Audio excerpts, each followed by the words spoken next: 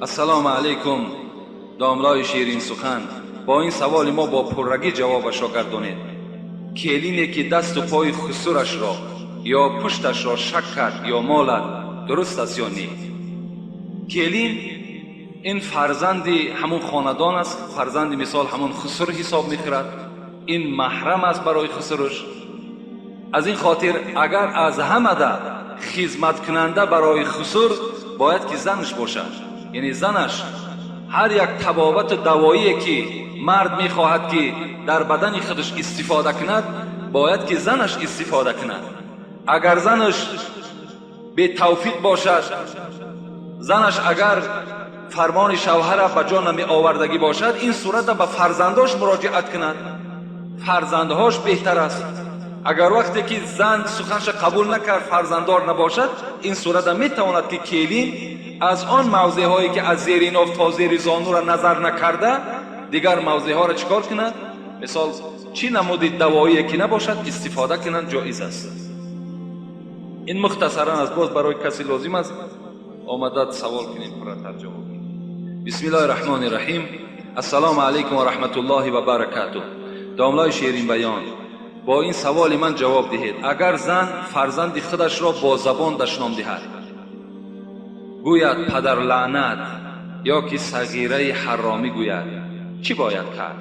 و یک سوال دیگر، در مسجد ما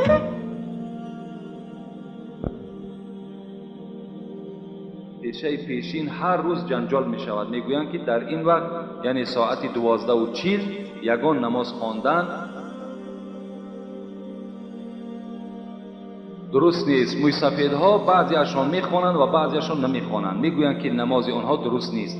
در این وقت تحیه مسجد خوانیم یا نخوانیم؟ از نام یک گروه جوانانی که مخلص دائمی تو هستیم و جوابش را انتظاریم. برای تحیه مسجد خواندن اگر وقتی زوال نباشد، امروز اکثر داملا به این اتفاقند که از 12 تا 12:40 شما هیچ گونه نماز نخوانید. اگر چند وقتی خیلی زیاد اختیارم کرده باشند برای احتیاط است که وقتی زوال باشد، در حالت زوال نماز خواندن نزد مذهب ابو حنیفه مکروه است، کراهیت است. از این خاطر در این حالت ها ما و شما نماز نخواندن ما بهتر است. بعد از 12:40 اون جانب مرحمت اولین وظیفه آدمی که داخل مسجد می شود این است که 2 رکعت تحیه مسجد ادا کند. و امر معروف که باشد تحیه مسجد ترک می شود، زیرا تحیه مسجد خواندن این امر مستحب است. یعنی یک امری هست که شما به خواندنش ثواب، به نخواندنش گناهکار نمی شوین. لیکن امر معروف گوش کردن این فرض است، باید که امر معروف گوش انداختن در کار. یا ببینین حالت خطبه خواندنم گوش کردن خطبه واجب است. وقتی شما آمدین سنت های شما نخوانده باشد سنت نخوانید، بلکه به خطبه گوش کنید و بعد خطبه انجام یافتن به فرض اقتدا کنید. دیگر سنت جمعه خواندن نمی شود نزد مذهب ابو حنیفه. و این زنی که فرزندهای خود دشنام می دهد، چه از پدر لعنت و چه از صغیره حرامی و دیگر خی این معلوم است وقتی که زنی که به فرزند خود پدر لعنت میگوید، یعنی وقتی شوهر خودش را لعنتی که خواند، از این زن دیگر بدبخت دیده شخص کی هست؟ وقتی که مثال فرزند خودش را حرامی میگوید، یعنی که فرزند خودش را پدر لعنت میگوید، از این کلمه قبیح نیست، از این کلمه بد نیست. وای به حال همون زنی که البته این لفظ در فرزنداش استفاده میکنند. انشاءالله من این مسئله ها را در باب همون حق زنها و جمعه دیگرش حق شوهرها همش با پررگی به شما بیان میکنم. میتوانید که این کسیته ها را برده در نزد همون عائله هاتان گذارین، انشاءالله گوش اندازن، شاید که خدا اونها را هدایت کند. السلام علیکم داملای شیرین سخن. شخصا برای من محبوب هستی. من یک چند سوالی دارم، میخواهم پاسخش را بگیرم. شخص 5 وقت نماز را ادا میکند ولی ناس میکشد و همه کارهای غیر اسلامی را بس کرده است، ولی ناس را نه. درباره ناس کمی روشنی می‌انداختید. من برای پیدا کردن ریسک روزی به شهر دوشنبه رفتم. در ساختمان کار میکنم. در روز جمعه مرا اجازت نمیدهند که به نماز جمعه روم. در این حالت من گناهکار میشوم یا نه؟ با احترام مخلص اشدی شما. اگر برادر ذره فرصت باشد برای ادا کردن نماز جمعه استفاده کنید. اگر در کجایی که شما باشین فرصتش باشد، اگر از همان سردارهاتان التماس کنین، زاره کنین، تولا کنین، اگر اجازت دادن حتمی کاری کنین که آمده جمعه را خوانین. لیکن وقتی که رئیس های شما، سردارهای شما را رخصت ندادن، اجازت ندادن، در گناه شما اونها شریک هستند. و شما می توانید که یعنی بعد ادای جمعه خلیفه جمعه یعنی نماز پیشین ادا کنید. و در باب ناس چند بارها گفتیم که یعنی در دست من یک کتابی هست از یک شیخ عرب، چاپ مدینه هست، که در باب همین مخدرات، چه از سیگاریت و چه از ناس و چه از گیروئین و چه از بنگ و از نشه و از همه اینها صحبت کردگی هست. همه اینها را یک حدیث پیغمبر خدا را دلیل میکند که پیغمبر خدا گفته بود است لا ضرر ولا ضرار فی الاسلام. اسلام گفت چنین شعار دارد، اسلام ما یک شعار دارد، همه شما دانید، نه به کسی ضرر برسان، نه از چیز ضرر ببین. پیغمبر گفتند نه به کسی ضرر برسان، نه از چیز ضرر ببین. این شعاری تمام مسلمان هاست. باید که همه ما و شما با این شعار عمل کننده باشیم. یعنی ناس، سیگاریت، همه اینها ضرر کننده در جان ما و شما هستند، در نفس ما و شما هستند. اگر باور کنین یک دهانی که اگر ناس نکشیده باشد، نظر کنین با اون دهان و با دهانی که ناس کشیدگی هست، با اون دهان نظر کنین. باور کنین دهان آدمی ناس نکشیده باشد، وای به منزله یک قصر است، زیبا است، زینت دارد. لیکن آدمی ناسکش دهانش، همون دهانش مثل خانه ویرانه است. یک خانه که همش چپشیدگی، داخلش خیلی ویران است. نظر کنین دندانهای او را نگاه کنین، باور کنین آدم رحمش میآید که این بیچاره چه مصیبت است که به سر خودش آورده است. وای به حال همون زنی همون که نفسی او را چه نفس میکشیده باشد، خودش کو در یک بلا، با او زنم بیچاره در زندان دچار شدگی است.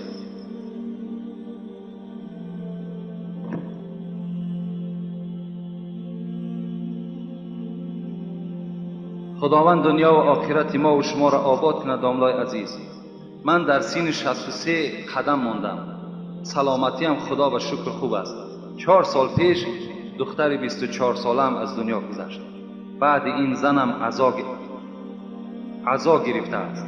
از بر من دور خواب میکند. مدت 3-4 سال شده است که ما زنده جدا. از نگاه اسلام احوال من و زنم در قیامت چی میشده باشد؟ یا که من میخواهم که با اون نزدیک باشم، اون میگریزد. یعنی بعد 24 ساله دخترش از دنیا گذشتن، این زن عزا گرفته است. عزاش با مقصدی که یعنی دیگر با شوهرش همخوابگی نمیکند و در پهلوی شوهرش نمی ایستد. 3-4 سال شده است که این احوال در این مرد دچار شده است. باور کنین در مصیبت آدم باید صبر کننده باشد. خداوند در قرآن میگوید که و بشر الصابرین الذین اذا اصابتهم مصیبه قالوا ان لله و انا الیه راجعون. خداوند میگوید بشارت ده آن کسانی را که بالای اونها مصیبت می آید و اونها میگویند که ما از خدا هستیم و به سوی خدا بازگشت داریم. این دختر اگر 24 ساله از دنیا گذشته باشد، این باید عبرت برای مادرش باشد که روز از روزها مادرش هم از دنیا میگذرد و این احوالی که اون شوهر دوچار گردانیده است، با این احوال در نزد خدا چی جواب میگوید؟ حال من در قیامت میگوید چی میشود؟ حال تو در قیامت این است که در قیامت هم این زن از تو جدا هست. پیغمبر خدا گفتند که زنها را پیش شوهر میارند، میگویند آیا با این زن میخواهی که در همین جنت زندگی را دوام دهی؟ اگر زنی نیکوکار باشد، اگر زنی نیکبخت باشد، اگر زنی باشد که با قدر شوهر میرسیدگی باشد، این مرد چی میگوید؟ البته میخواهم که در جنتم همراه این زن باشم. و این زن میگوید از حورهای جنتی دیده با زینتش زیباگی زیادتر بشده است. لیکن زنی که در دنیا مرد آزار میدهد، مرد غم و دقت میدهد، مثل این مادری که کرده است، اینها از این شوهر جدا هستند. راحت این شوهر دیگر در جنت نمیبینند. انشاءالله این سوالهای خیلی زیاد در باب زنها نزد من هست. از این خاطر من هم به یک خلاصه آمدم که در باب زنها یک صحبت مکمل انشاءالله برای شما میرسونم که همین زنها مردها را احترام کنند. البته سبب به احترامی مردها امروز به همه ما و شما معلوم است که زنها از امر معروف دور هستند. زنها سخن خدا را نمیشنوند. زنها از این صحبت‌های ما محروم هستند. برای همین است این مصیبت بالای تمام مردها آمده است که زنها نمیدانند که شوهر در اسلام چه قدر و چه قیمت دارد. السلام علیکم داملای شیرین سخن. التماس با همین سوال من جواب گویید. در خانه گربه داشتن ممکن است؟ ممکن است. اگر در خانه کسی که سگ پیغمبر خدا منع کردند، لیکن اگر در خانه که گربه باشد با گربه اجازت دادند.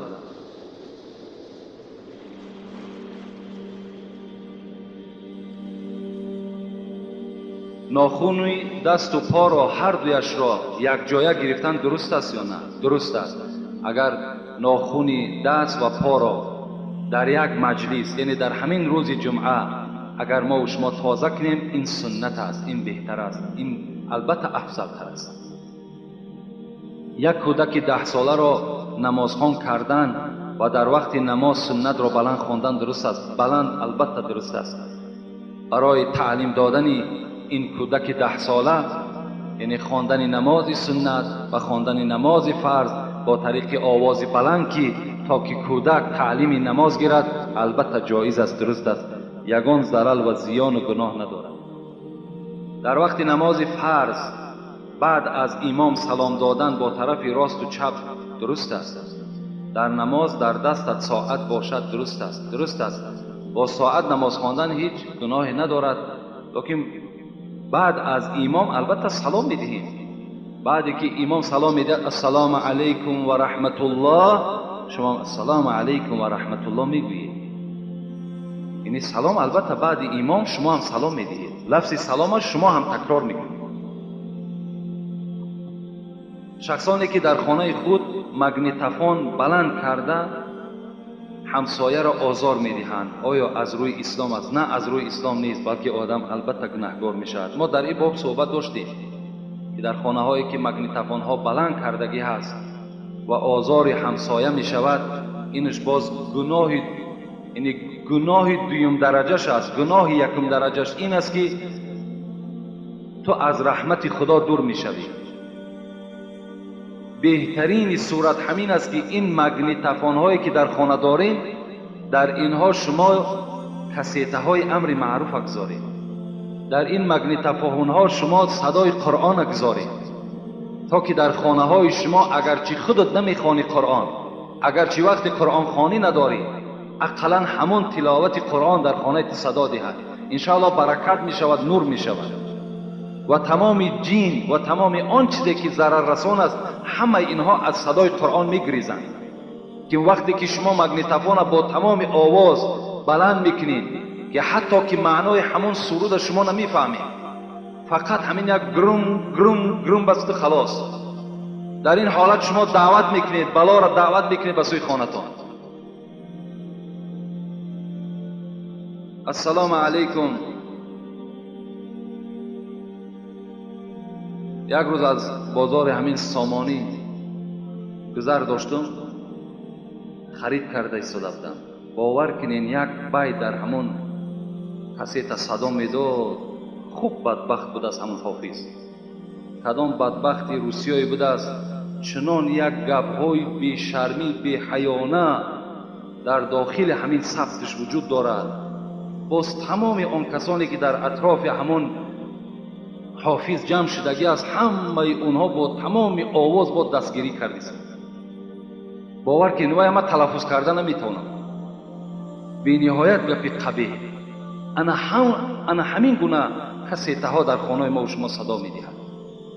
این صورت های یهودی هایی که هر روز شکار مسلمان میکنند که بالای خانه ما و شما قرار دارند، اینهاش کفایت نکرده بود که باز این صداهای خیلی ناخوبه در خاندان ما و شما صدا میدهند.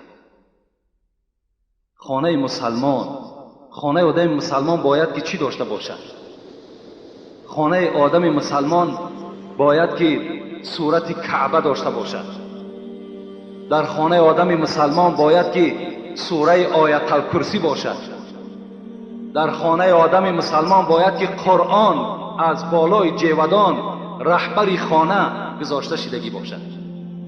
نه صورت این اکتیارها و این بازینگرهایی که در کیناها ما و شما میبینیم که اونها در دوام همین 3 ساعتی که کینا می رود یا 2 ساعتی که کینا می رود با چندین زن در همون داخل کینا علاقه زنا میکنند.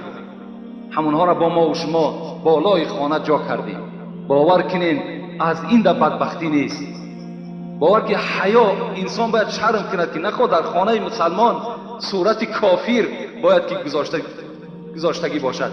کنی شما یک گذر کنین همین دولت های کفر رفته و تماشا کنین در کدام خانه کافر قرآن است، در کدام خانه کافر صورت کعبه گذاشتگی است، در کدام خانه کافر سوره آیت الکرسی گذاشتگی است. چرا ما تقلید اونها میکنیم؟ چرا اونها تقلید ما نمیکنند؟ چرا ما لباسی اونها را میپوشیم؟ چرا اونها لباسی ما را نمیپوشند؟ اینا را شما خودتان مقایسه کنین. السلام علیکم محترم داملا، من از شما خواهش میکنم که درباره بعضا عرف و عادت هایی که تا حال در بین مردم ما وجود دارند و مثل در جنازه ها ارتش دادن، هفته، چیلم، 6 ماهگی و غیره روشنی اندازید و تا کدام اندازه درستی این را شرح دهید. شاید با این سوال ها شما بارها جواب داده باشید، تکرار هم شود، التماس بار دیگر مفصل تر فهمانید. در محله ما اگر با جنازه خانهای قطاری یک سامانی دهند و حاجیان 5 سامانی میدهند، آیا این درست است؟ با احترام یکی از مخلصان شما. برادر عزیز، وقتی که همون حاجی یا داملایی که در همون معرکه جنازه اشتراک میکند، وقتی که برای او تو چی 5 سامانی میدهی چی 10 سامانی میدهی، این تو به یک نیت صدقات میدهی، اون کس ای را رد نمیکند، او را قبول میکند. لیکن من ندیدم هیچ حاجی و هیچ داملایی را که باید طلب کند که مرا 5 سامانی ده یا مرا 10 سامانی ده. من ندیدم تا حال و نشنیدم. وقتی که اونها را 5 سامانی دادین، 10 سامانی دادین برای همون خوشنودی ارواحاتان یا برای یک ختم قرآن کردن، دیگر بعد مذمتشان نکنید که من شما را 5 سامانی دادم یا 10 سامانی دادم، بلکه دادین با او کس وظیفه دار کنید که در حق پدر و مادر من دعا کن، وای خیر می شود، وای ضرر ندارد. لیکن در باب 40 و 6 ماهگی و سال و هفته و امروز 20 روزگی هم برآمد است و 60 روزگی هم برآمد است و باز 2 سالگی قید میکنیم، 3 سالگی قید میکنیم، اینها برآمدن. اینها را باز من تکرار میکنم که اینها از اسلام نیستند. در یگان احادیث های پیغمبر خدا نگذشته است که خواه پیغمبر خواه اصحاب او را 3 بیگهی نکرده باشند یا هفته داده باشند یا 40 داده باشند یا دیگر معرکه هایی که هستند. اینها عرف و عادت هایی هستند که در بین ما و شما اینها را دشمنان اسلام پیدا کردند. برای شکستن اقتصاد مسلمان همینها را برآوردند. امروز اقتصاد ما را شکستند. باور کنین ما هیچ کداممان بای شده نمیتوانیم. برای که شکر خدا 10 تا فرزند داریم، 10 فرزند داریم. اگر هر کدامی اوست 1 سال پس از دنیا گذرند، اینقدر معرکه ای که ما و شما میگذرانیم حساب کنین چند هزار دلار را تشکیل میدهد. باور کنین همین 6 ماهگی و چیلم و همین نان معرکه هایی که برآمده است، همین ها چنان در بین ما و شما یک عملی خیلی زشتی دیگر را پیدا کردند. چه عملی زشت است؟ پدر و مادر را دوست داشتن این فرض است. پدر و مادر دوست داشتن فرض است، لیکن وقتی پدر و مادر بیمار می شود ما دیگر از مردنش فراموش کردگیم. مردنش در میلش راضی هستیم، لیکن از معرکش می ترسیم. دیگر هیچ غمگین نیستیم که پدرمان هم گذشت میلش گذرد، مادرم هم گذشت میلش گذرد، لیکن معرکه ای را چه خیلی میکرده باشید. اینقدر مبلغ از کجا من میافته باشم؟ باور که من در فکر دیگر محبت پدر مادر نیستیم، فقط همین در خیال ما فقط نان و معرکش میگذرد. از خانه بیرون برآمده نمیتوانیم، هیچ جا استراحت کرده نمیتوانیم. تمام در راحت برای آدم مسلمان بسته شده است. برای مبلغ نداریم دیگر. یک کتاب برای تبلیغ خریده نمیتوانیم. 4 سومی که میآوریم پس انداز کردیم برای پدر مادر ما مرده شد. نیست دیگر، ماندیم. چیکار کنیم؟ امروز باید که همه اتفاق شود. اقلاً کمی از اینها را از بین بیرون کنیم. اقلاً سه بگاینش نابود کنیم. اقلاً همین 40 و 20 و 6 ماهه و دیگرش دور کنیم. کدام از انسانی که نان معرکه میکند وقتی خاندانش میروی باور کنید فقط گپش همین است. بسیار مشکل من آمد، بسیار مشکل من آمد، بسیار زور من آمد. حتی که دست به قرضم زدن، از کجا و خیر احسان می شود؟ قرض به قرض خیر احسان کردگی ده باور که همون خوردگی آدم گناهگار می شود خودش. هفته ما تمام کردیم تا آخری سال پنجشنبگی. امروز چنان با بیرحم میشیدیم که از 10 نفر 15 نفر در خانه ها کم نیستند. 3 طبق 4 طبق هر روز پنجشنبه.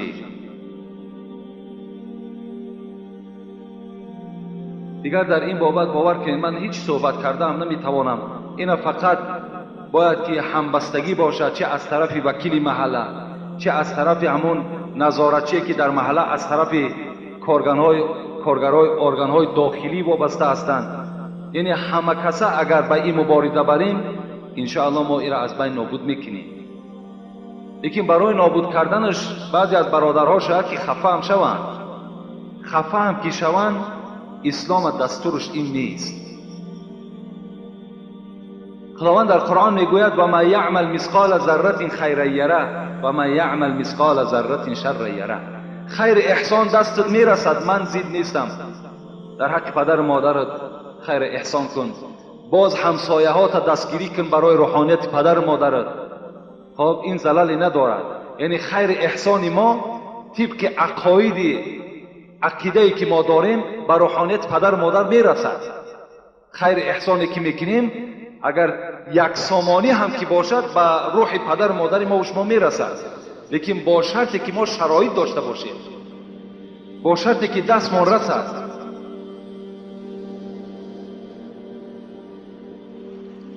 خداوند میگوید که کدام شما از در دنیا اگر ذره باز با یک مقدار یک ذره عملی نیک داشته باشین در نزد من پاداش نیک داده میشوید.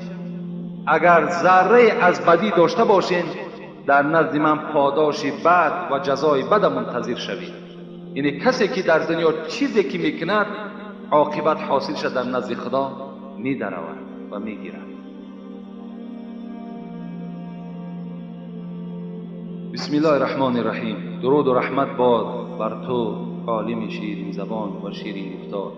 سوال ما با شما همین است که ما حالا جوان هستیم، لیکن یک خصلت داریم که اگر در محلمون معرکه توی عروسی برپا شود، سر راه را گرفته از داماد یعنی از شاه بچه شهتاز گفته پول طلب میکنیم. آیا شهتاز در اسلام هست یا نه؟ برادرای اسلامی، جوانهایی که باور کنین شما مثل یک بهترین گل در داخل مسجد هستید.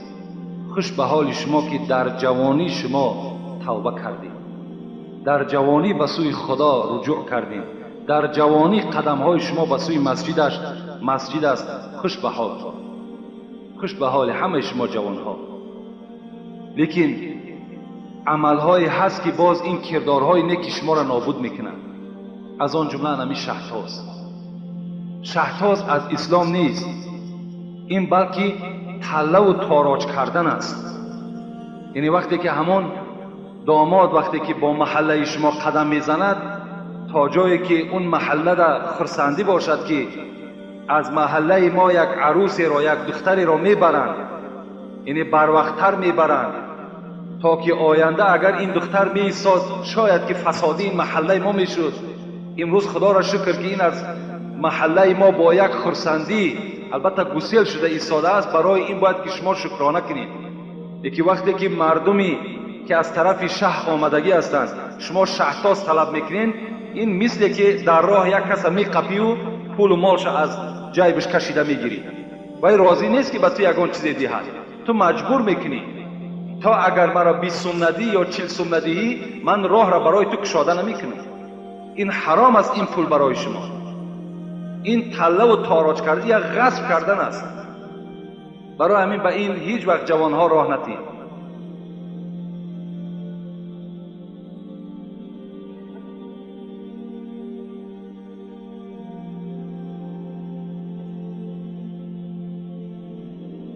السلام علیکم اکای حاجی میرزا، التماس میکنم به سوال من جواب کردانی.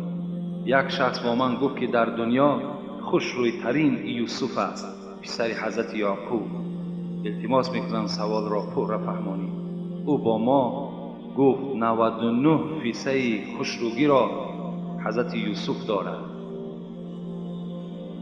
و یک حصه او را در تمام بنده های مؤمن خداوند تقسیم کرده است. حق است. حضرت یوسف به نهایت زیبا بودند، به نهایت حسن و جمال داشتند. رسول اکرم گفتند من در آسمان چهارم با یوسف رو پرو شدم شب معراج. چنان زینت داشتند وقتی که در اصحابش این حکایت کرد که هیچ وصفی او را کردن ناممکن است.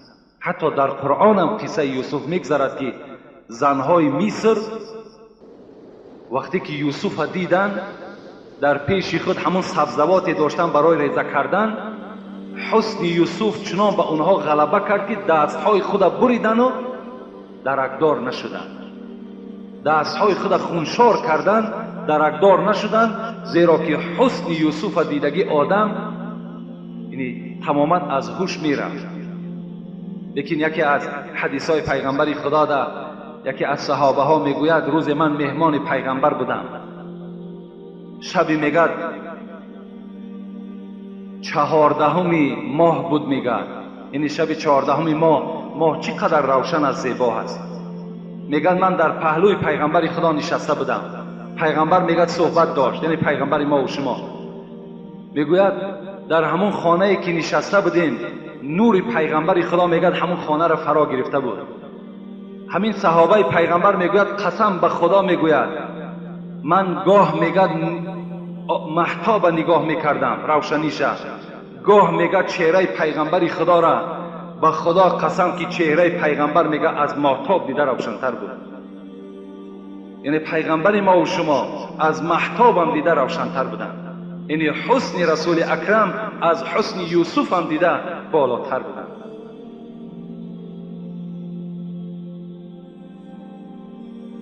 السلام علیکم بابای حاجی میرزا جان، ما خواهش داریم از زبان شما شنویم جواب سوال را ساده کرده به ما فهمونید.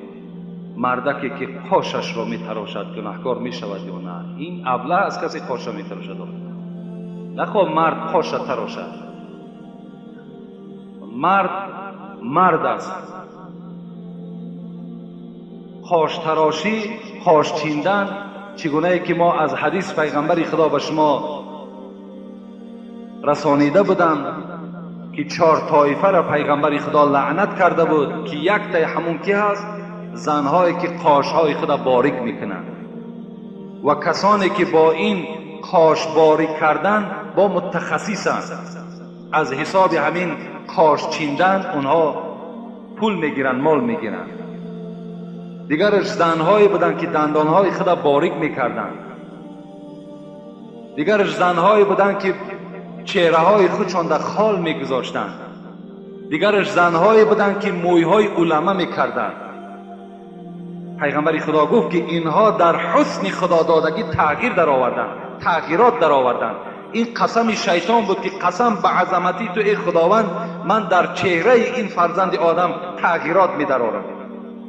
همین گمان شیطان حق برآمد. امروز زنها را تماشا کنید، قاشها باریک کردگی هستند، مویهای علمه دارند، خالها میگذارند، دندانهای باریک دارند. اینها را پیغمبر خدا لعنت کرد. اگر مبادای مردهایی که امروز اگر این استفاده کنند، اینا هم در لعنت خداوند داخل می شوند. بسیار ابلهی هست، بسیار شرمندگی هست. شما باور کنین، همون من بسیار اخبارات ها را نگاه میکنم، به اخبارات بسیار توجه زیاد دارم. وقتی مردمی اسپانیا را تماشا کنید یا مردمی ایتالیا، در یک گوش مرد 3 گوشوار دارد، 3 گوشوار، یا در لبهاشان نگینه ها سخت کردگی هستند، در بینی هم نگینه سخت کردگی هستند و دیگر تغییرات های همین مردها در آوردن. لیکن اونها از طایفه هستند که اونها را مردهای دیگر استفاده میکنند، اونها را مردهای دیگر استفاده میکنند. از این خاطر کدام جوانی که اگر گوشوار می اندازد یا چله طلا می اندازد یا گردنبند طلا می اندازد یا اینکه دیگر علامت هایی را که همون مردهای غربی